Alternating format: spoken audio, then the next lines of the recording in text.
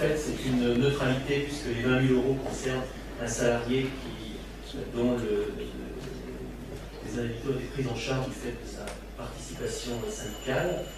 Donc il y a à peu près une neutralité. Au niveau des établissements d'enseignement privé, comme vous savez, ça dépend du calcul extérieur.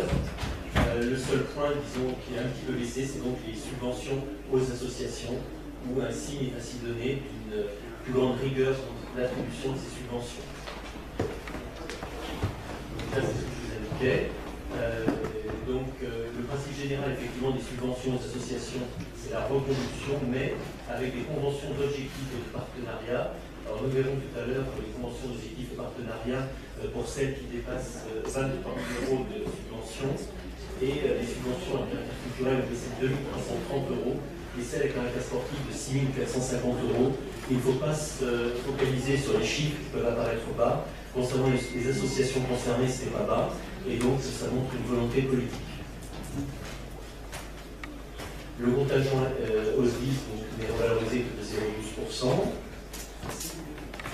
Et alors, les intérêts de la dette restent toujours extrêmement faibles, comme vous le savez, puisqu'ils ont un tout petit peu augmenté du fait de l'emprunt de 2,5 millions qui était fait pour les travaux de la passerelle place du marché. Le taux moyen de la dette, effectivement, c'est 2,14%. Et on a un délai d'extinction de la dette, si on n'avait pas d'études comme critère, le nombre d'années d'autofinancement nécessaire pour rembourser la dette communale, donc de 6 mois. Sachant que notre ratio annuité de la dette sur recettes réelles de fonctionnement est de 1,58%. Pour les communes de même strate des Yvelines, c'est 6,20%. Donc vous voyez qu'on est à ce niveau-là extrêmement dans un axe facile, il n'y a pas de problème. C'est très vertueux.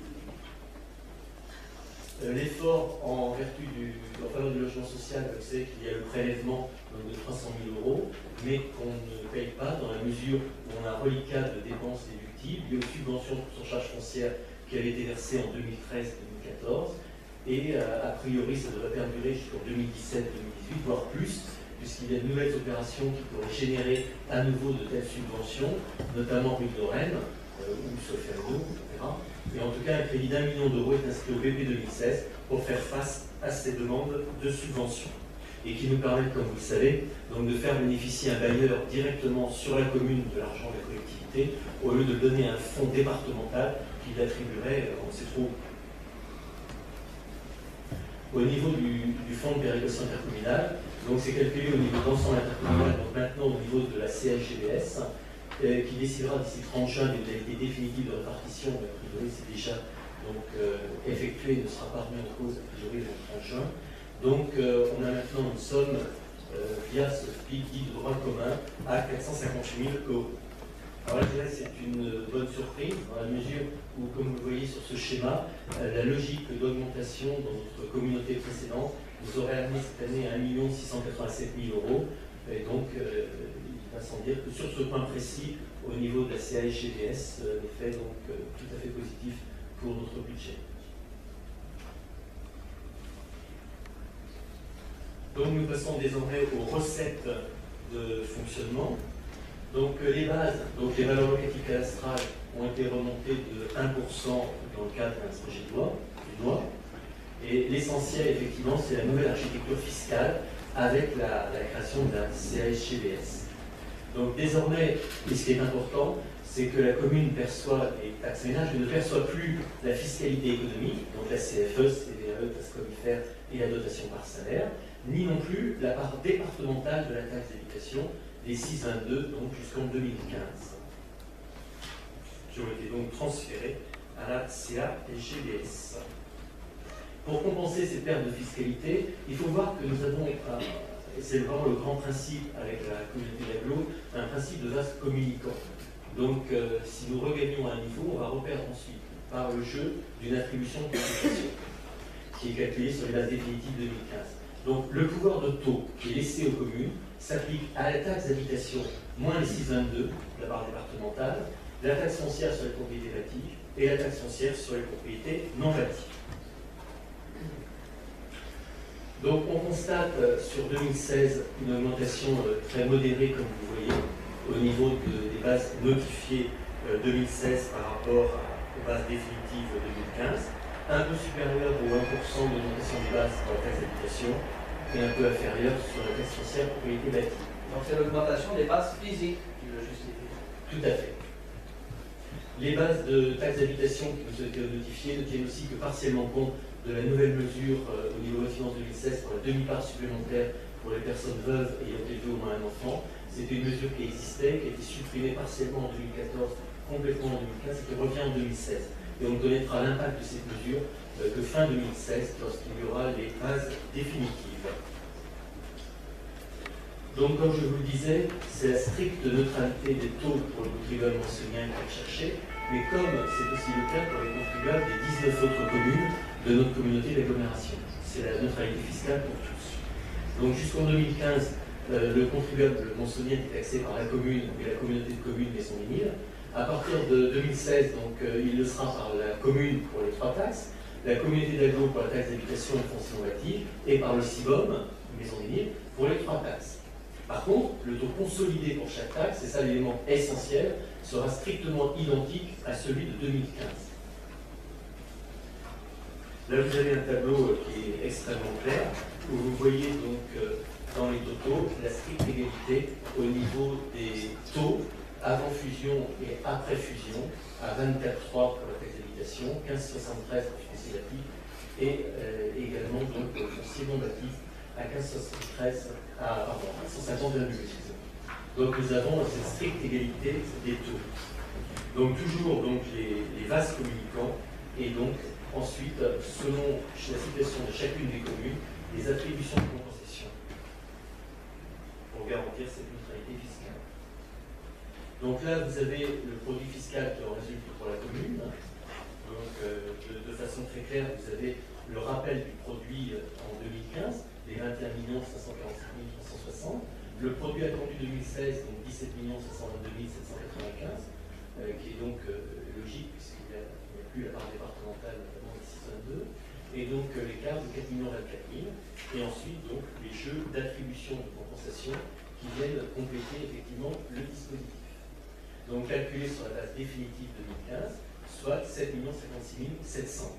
Donc les pris en compte le panier fiscal et la part salaire bien sûr.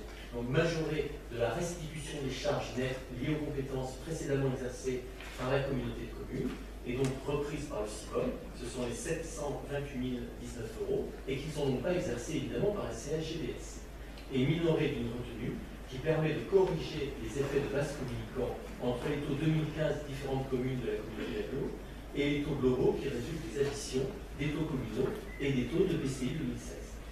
Donc vous avez au total, effectivement, les 7 056 000, les 728 000 moins les 1 206 000, soit 6 513 000.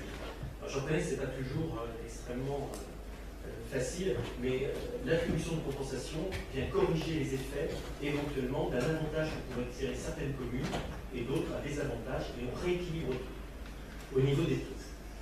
Et vous avez au niveau du produit un différentiel d'environ, de précisément 391 741 euros, qui correspond à l'augmentation des bases, les 1% dont je parlais tout à l'heure, les 1%, il faut voir que c'est à peu près le niveau du panier des maires. Hein. Donc si le gouvernement a choisi le 1%, c'était le coût aussi réel d'augmentation pour le panier des maires, et également le dynamisme physique des bases avec les bases complémentaires. Et voici le 391 741. Au niveau de la DGF, comme je vous disais tout à l'heure, c'est le 3 667 qu'on retrouve cette année, hein, donc les 750 000 environ pour mise en fil, avec une partie, comme vous savez, directement liée, les 635 000 liés à la DGF elle-même, et également les 100 000 euros de pénalisation du fait de notre potentiel fiscal, qui est supérieur de 75% à la moyenne des potentiels fiscaux.